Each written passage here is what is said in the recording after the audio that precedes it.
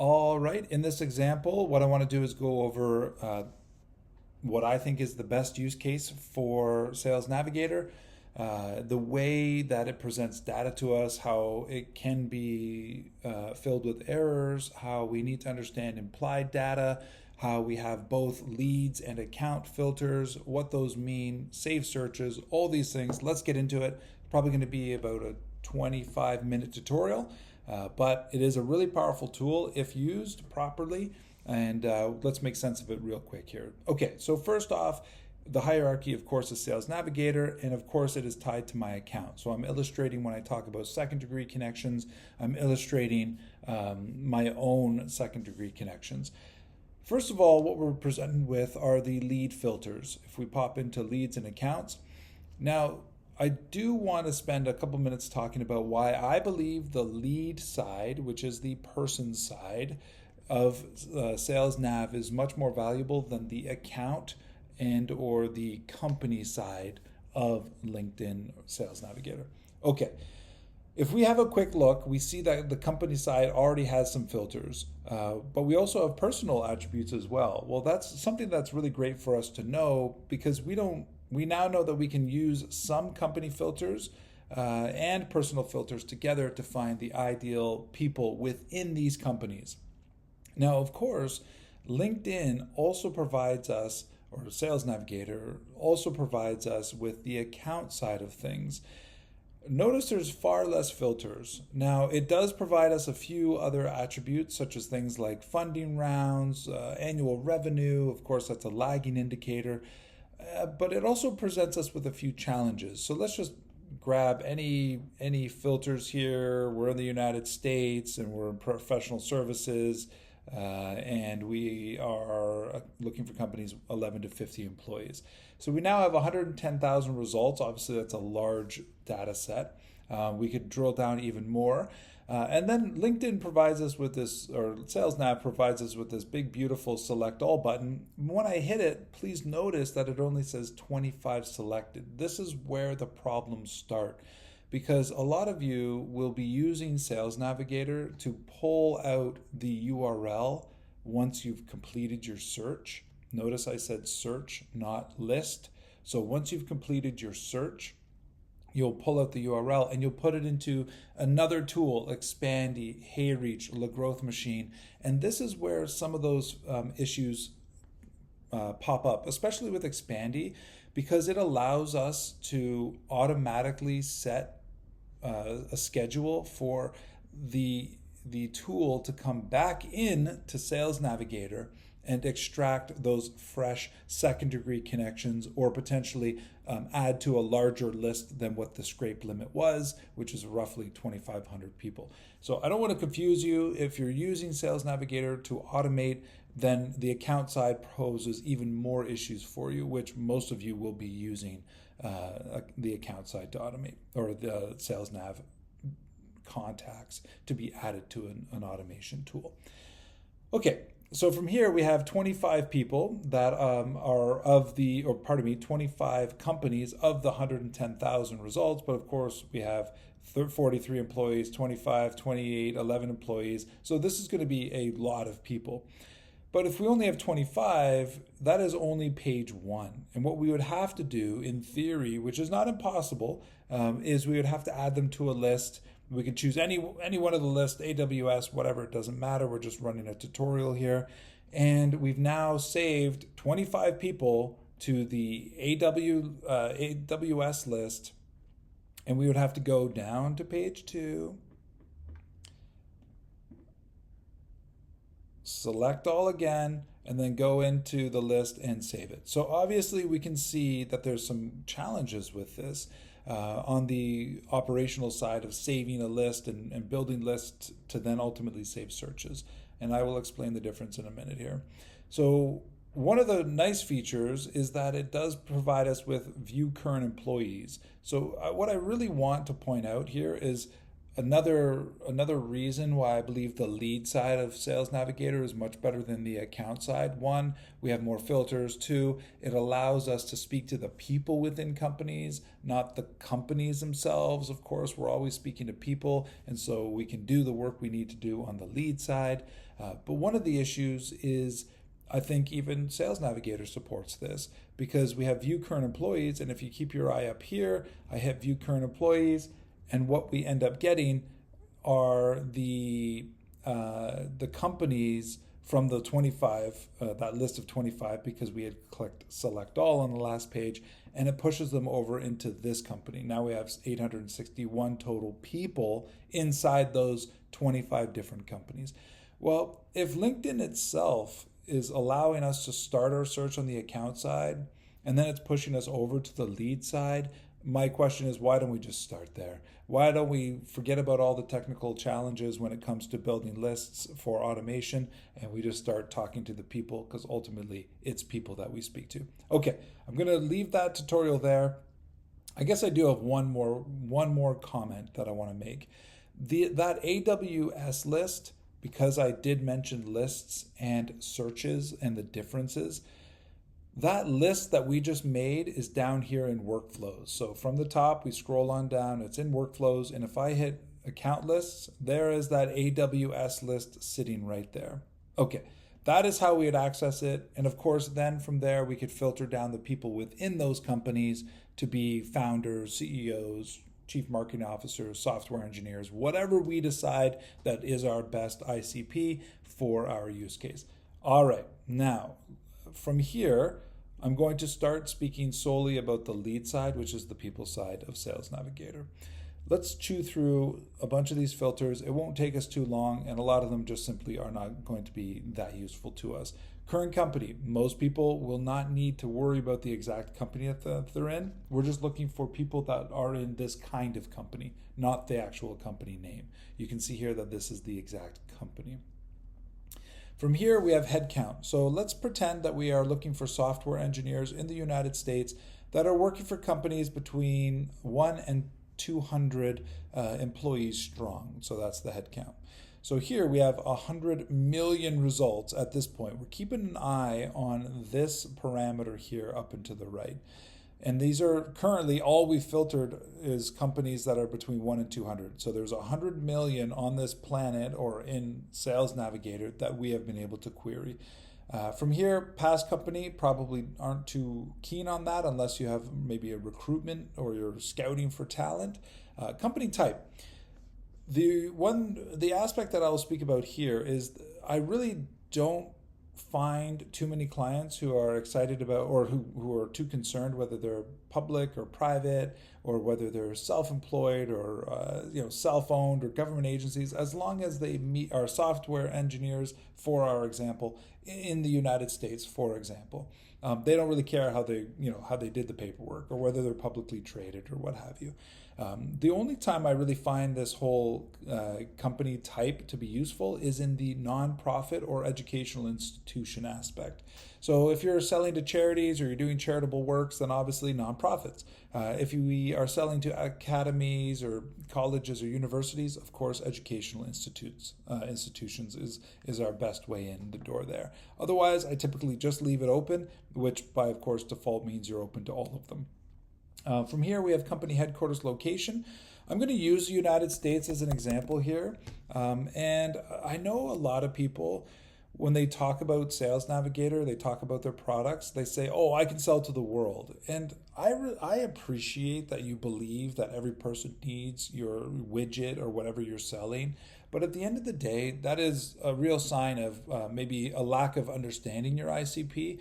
And if you are using software like LinkedIn, and you're using Sales Navigator that costs you $100 a month, and maybe another tool like Expandy or HeyReach that's going to cost you another $80 to $100 a month, you're starting to get invested in a tech stack. And if you're doing that, why do you not want it to work as quickly and as swiftly as possible? So obviously, it's a whole other conversation of we need to know our ICP or what our potential lookalike audiences are, but understanding that you don't sell to the world. In the future, after you've sold 100 million of whatever you're selling in the United States, then sure, then you can open up to those geos. That's up to you. But at the end of the day, you saying I can sell to the world just really tells everyone that you don't know who you actually sell to. Let's move on. In our example here, we are targeting companies that are between 1 and 200, and we have a headquarters location of the United States. So this has given us 35 million results. While we are talking about the headquartered location, I'd like to scroll on down to the personal attribute of where the person is located. So obviously, a lot of companies hire remote workers. But if you want decision makers, or if you're looking for someone who is, maybe in a C-suite, they're arguably walking into a building throughout the week. And so that they're at least going to be headquartered, and their profile is going to be set to the same city or state that the company is headquartered in. Of course, understanding that there's a lot of people that have Delaware corps and they're down in Texas, for example. So understanding your ICP again is important, and understanding who you're ultimately selling to. In our use case, we're going to go back and we're going to type in the United States. Notice that we go from 35 million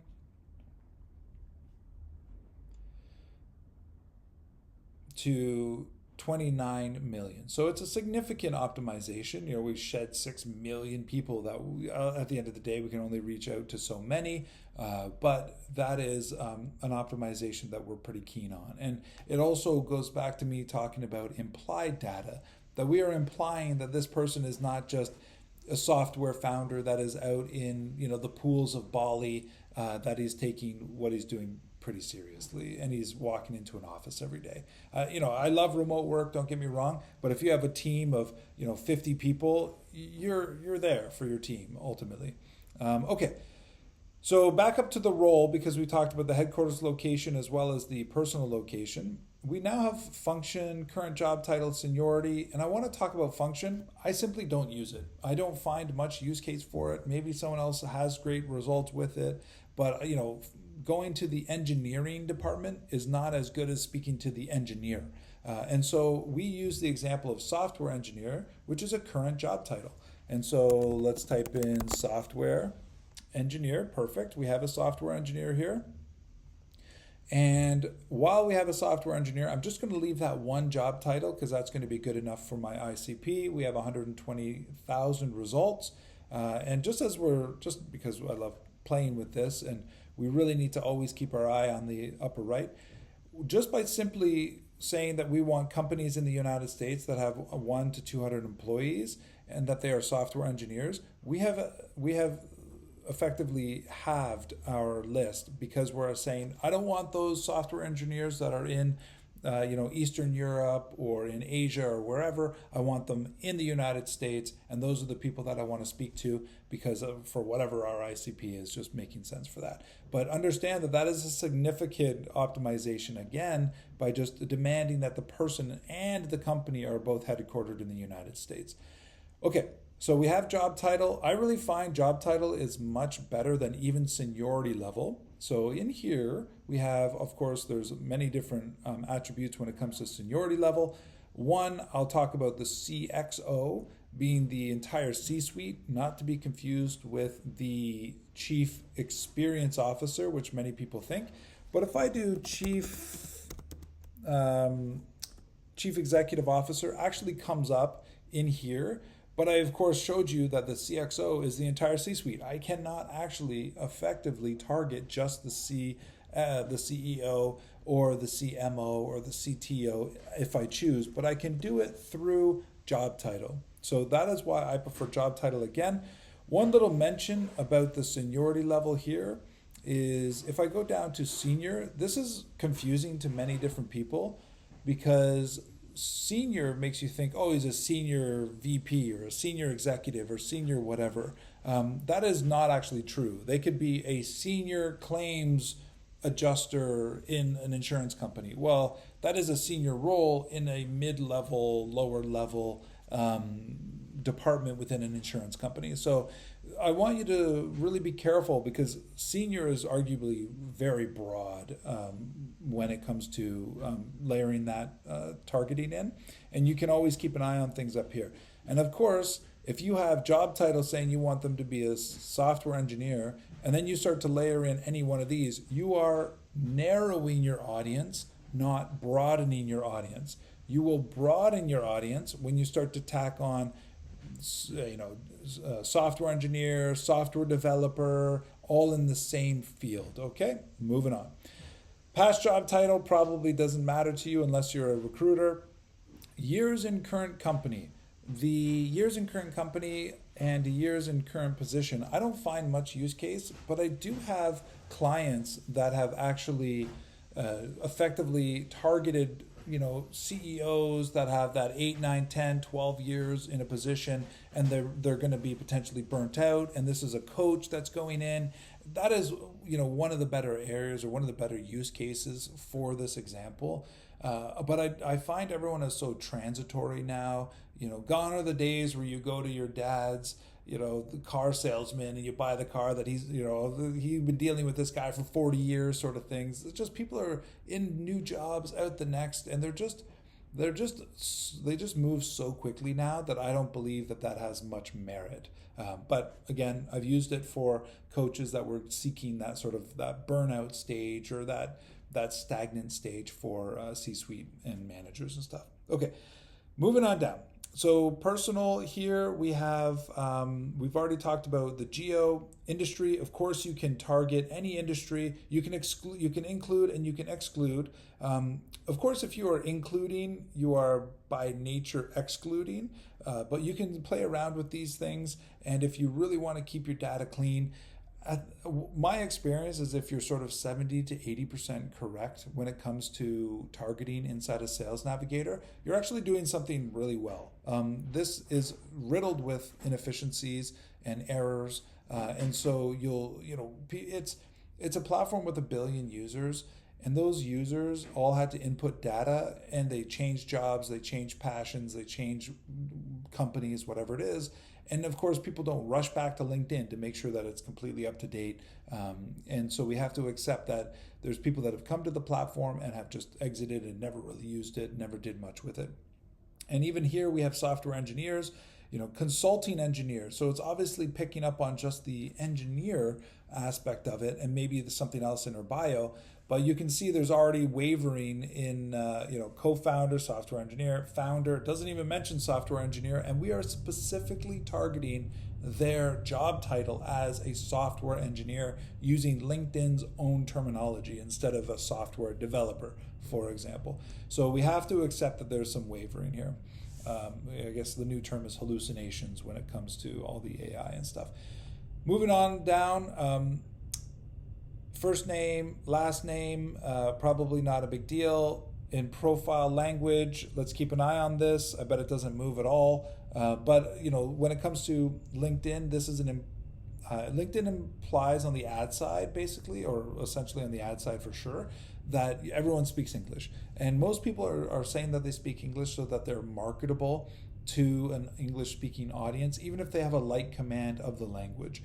So you kind of understanding the platform, targeting Spanish or targeting English or any other language is up to you. But you can see out of all these people that it's not a huge deal, that these are not massive optimizations when it comes to the language side of things. Years of experience, again, everyone's sort of doing their thing, changing jobs all the time, and we can go and move on from there. Groups, I don't love them. People join them. Actually, I find like my sales nav is quite glitchy. I think I can find, let's do Shopify. So I have, only two Shopify groups on this platform. I find that this software, that no HubSpot groups, not one group has the word HubSpot. And so I just find like this is just so typical of SalesNav and LinkedIn, is that like, why aren't you giving me a result here? So That's why I just don't trust it much. Groups I find are somewhat of a wasteland. We can't control a lot of the nuances of a group, such as where they are. That's more on the messaging side of things. But we can't really control how active they are and all these sort of things. So I don't love groups. I have successfully used them. I think it was more a use case of maybe real estate investors was a group. We kind of got a client in the door, and then you can actually, with some automation tools, even though there's maybe a 4-day cooling period once you've gotten into the group, where you can actually message people within the group without being connected, wink, wink, nudge, nudge. And so there are some workaround hacks that you can do, but I don't love them because people join them and they just disappear. This platform has 1 billion users, and out of those users, I am told only 400 million people log in, arguably every day. So that's still a sizable amount of people, or that are even active users, sort of thing. So you have 400 million people that are active users, which is every month is technically an active user of a platform if you log in once every 30 days. And then from there, I've heard sort of 10-12% are actually logging in every day on LinkedIn. So us nerds who are logging in every day trying to monetize this platform and build our businesses, we're a small group at the end of the day. That's what I've been told by LinkedIn. Okay, so from here we have groups. Schools, not a terrible filter if you're actually going after particular universities. Also, and we can talk about this later in the tutorial, but things like race and creed and religion and all these sort of things, they can be targeted with nuances. I actually had a client call me and he says he wants to sell his clothing brand to African Americans. All right, he wants to sell to African Americans, and he told me, I want to target by school, and I pushed back on that. He says, no, this school is 98% African American. I said, okay, good to know. I had never thought of that use case before on how to target someone that would be best suited for our particular product. So you can start to think outside the box when it comes to how can we target people that are going to be the best use case for who are the best ICPs and who might receive our products the best. So schools may have some merit for you. Coming back up, this buyer intent area is something that I don't use. You can see it doesn't even have much use for me, and there's 120,000 people here, and there's no buying intent apparently out of all these people. I don't love that section at all. Best path in, let me get back up here. Connections. So connections, this is very important. We make first degree connections out of second degree connections, and we make more second degree connections out of third degree connections. We do not go from third to first. In fact, if you do that a lot, LinkedIn will flag you for this because it believes you're using automation, and it's probably correct.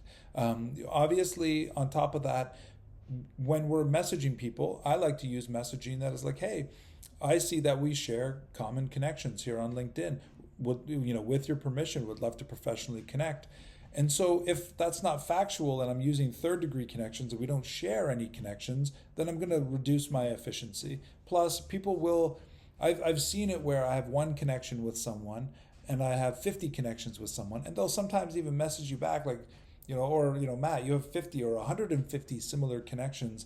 That is significant. Welcome to my network. We basically share it. Ha ha ha. And so we're just so much more trustworthy. We're just look much more venerable when we have a lot of shared connections. We're going to get through the door a lot better, which increases our success rate. So if you're automating with your Sales Navigator list, do not include thirds unless I've done this list with like 500 people, 300, 400, 500 people, and turned it off. It wasn't a consistent everyday, month after month automating 2/3. I do not suggest that. You will be flagged, but I have for very small use cases, 2, 3, 4, 500 people, targeted groups of second and third degree connections. So I'm going to layer in second degree connections here. And, software engineers are not something that I reach out to a lot. And you can see that we have 120,000 people that drop down to 3,000. I call this sort of my depth of market. So I know that I have 120,000 people that are software engineers in the United States that are located in the United States and are working for companies that are 1 to 200 people strong. Okay, let's move on. We're almost done. So the connections of, this is actually, you can type in your first degree connections and you can actually connect to their pool. So do you have friends? Do you have enemies? Do you have frenemies that you want to connect with on LinkedIn that, that broker, that sales guy, whatever it is there someone that you can think of? That's up to you to make that decision. Past colleague, you can see there's obviously not much merit there. Shared experiences, I believe I have a better filter. Change jobs. Okay, we're not recruiters, so I don't think it has much value. But if you're a recruiter, then hey, this has value for you. Now, this is one of my most favorite filters. This is implied data on LinkedIn, where it is implying that they are an active user of LinkedIn. If I just told you that there's 1 billion users and only 400 million use the platform every month, then we have a majority, 600 million people that don't even log in. They've come to the platform, they've set up their profile, and they've gone. They got the job, they moved on, they retired, they don't care. So why do we want to waste any connection efforts for those individuals that are going towards an inbox that is never going to be seen? So they'll never get the notification. They won't read our message. They won't click connect or accept. And it'll just go into the ether. So we obviously want to increase our chances, and this is the button to do it. But notice what it does. It takes our 3,000 results and it drops it down to posted on LinkedIn down to 500. Any of these people who have posted on LinkedIn in the last 30 days, which is what it used to be called, are in this pool. Now, anyone who's posted or reposted anything, as I understand it, but you can see that software engineers are not really LinkedIn guys or gals. They're not like eager to post on LinkedIn. You'll find like founders are, because they're using the platform to build their brands and they build their companies. And so you'll see these nuances between these niches, but software engineers are not heavy posters on LinkedIn. And I've seen them as low as 10% of the group, in 50, 60, 80% of the group. I've seen before as well, some of those people that are really pushing. Certainly if we were to look up like real estate agents, they're going to at least have posted once a month as they build their brand and awareness on LinkedIn. Okay, so posted on LinkedIn is one of my favorite filters because it absolutely tells us that person, at least at a high probability, is somewhat of an active user on the platform. Now, going back up here to a quick little discussion about that depth of market, which I mentioned, because we started with 120,000, and once we added second degrees, we dropped to 3,000, and notice that we only have 6,000. So this is a pretty significant optimization for software engineers in particular, is this posted on LinkedIn. Pretty cool. All right, now we're almost done here. The workflow that we talked about, you can pretty much forget about this whole section. This is LinkedIn's AI. I don't love it. And then from here, the account lists and lead lists. That goes back to the earlier conversation I had about accounts, where we used AWS, I believe, as the example. There is the AWS list that we can pull from, and that is how we bring in the account lists, but not to be confused with searches, which we're going to talk about in a minute here. And then from there, there's things where you can integrate your CRM. It requires upgrading and a significant cost every month for a company. And then people you've interacted with, and I don't use this ever, and then saved leads and accounts. I don't love all this stuff. So I really don't use workflows, to be honest with you, very often at all. LinkedIn, the Sales Nav does not need to be super scary. It is a great place. I think there's a lot of tools coming on the market, certainly Clay, that actually offer more usability and more functionality. Plus, it's not just LinkedIn's data. It uses other data providers to help enrich these individuals on this platform. So, Sales Nav used to be the end all and be all, and it's not anymore, which is kind of cool to see.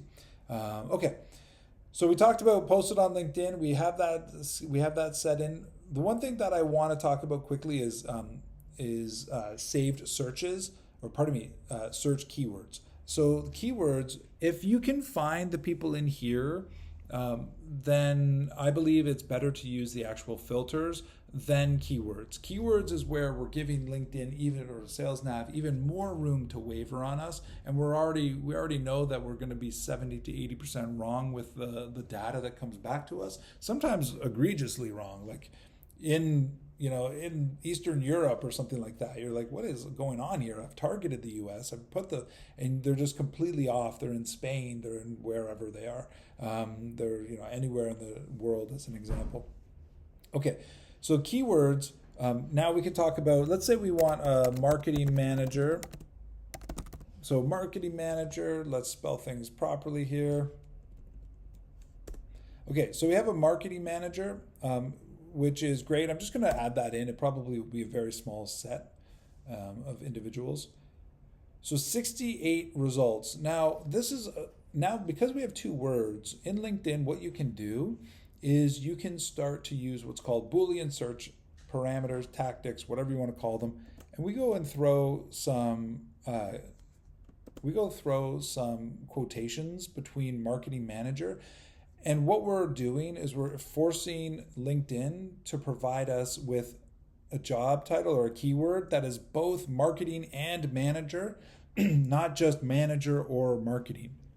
So this is an important tactic inside of LinkedIn. Notice that it brought us down to 7. So obviously if we had a larger data set, such as the 120,000 people that we had earlier, then this would be more useful. Again, I really do remain that if we can find them in the filters, you're eliminating a lot of headache in the error phase of things with this tool. So this is, we're putting quotations around it. It's forcing us to sort of remove the broad match feature of LinkedIn. Now, there's also other tactics that we can use where we have marketing manager. But what we could do is they're in marketing, and we can put the word "or" in between it. Notice that it's a capital "or." And what we have is 241 results, but what we can remove is we are now asking LinkedIn that we're saying, give us a marketing manager with a little bit of room to wiggle. But when we say marketing or manager, they can have the word marketing or the word manager in their profile. So obviously, true to the "or," we also can do and that will just completely throttle this right down, because now we need to have marketing and manager. That's pretty much it. I think I'm probably going a little deeper than I need to with this keywords feature. But what we can do is we can use she, her as well. I don't know how many software engineers we'll have. We have 5. But what we're now using is the ability to use pronouns for us to drill down. So this is a great use case I have female coach clients that are interested in speaking only to women. Okay, great. We can use the she, her pronouns to start filtering down women on the platform. So you can only on the ad side can you filter down by gender. You cannot filter down by gender or religion or race or anything like that on the platform, but I've now just shown you a couple ideas where you actually can. Obviously, there is a whole discussion around people who are using pronouns and that sort of line on their CV, and that's up to you whether those are the right people for you to be speaking to, and that is completely on your side, whether you believe that you should be speaking with a particular group of individuals. And of course you could use groups if it's Women Who Clay, I believe, is an actual group because I'm pretty passionate about clay. And so I saw a group where it was like Women Who Clay. Well, obviously they're going to largely be women inside that group, and maybe there's an admin that makes sure that there are only women in that group. And so there are tactics for us to find gender and other filtering methods on this platform. Okay, that's it. Thank you for hanging in there. We do have a couple things we need to talk about just before this is over. We need to save the search. I've been talking about these LinkedIn lists or the SalesNav lists, account lists that we talked about, but we also talked about the searches that we need to save. Once you are done and you see that this is very, I'm testing a lot, I'm exploring a lot, and at the end of the day, what we're doing for ourselves is we are seeing how many people that are really high quality that we can bring into our world that we can ultimately speak to. We know that on the back end of this, there's 3,000 or 6,000 people that are waiting for us, but we're going to start today with the 546 people. It's a great list size. There are limits, certainly when you're outreaching, on how many you can contact a day. So I believe most of you will be using this video for automation, and so I just wanted to highlight that it's okay. We need these tighter lists nowadays because all the tools have limits, and also we need to segment so that we can start having the right conversations with people. For example, hey, I see that we share mutual connections. Would love to professionally connect. Well, that's a pretty great message going to someone. That builds trust. You have that connection already with them. Okay, once you have all your filtering done, you want to hit this saved button. Okay, obviously it's important, but you just click that button. Simply clicking that button will put it into your saved searches. There's our saved search right there. And we can view it, we can rename it, we can do anything we want with that search. Obviously, all it's done at this point is it's taken all of the filters and just used that as the title. Notice here that I have others that I've renamed, because a lot of your searches will be potentially months old before you revisit them again. And so nomenclature is a big thing, naming and making sure that your titles and everything are clear and dated so that you know what happened and where you got them from. From here, most of you will be using this tool for outreach. We now have a saved search. You can see that it's green, that we're saved, and you just have to simply provide your outreach tool, whether it's Expandy, HeyReach, the Growth Machine, whatever it is. Typically, all you need to do is provide them with this URL. So that's it. That's how you make this all work. There's a crash course in making an expensive platform work for you. It's not as scary when you have someone walking it through. Remember implied data, think outside the box, and save your search, name your search, and then come in here, grab that URL, and either put it into your tool or send it to me in Slack, and we can go from there. All right, thank you.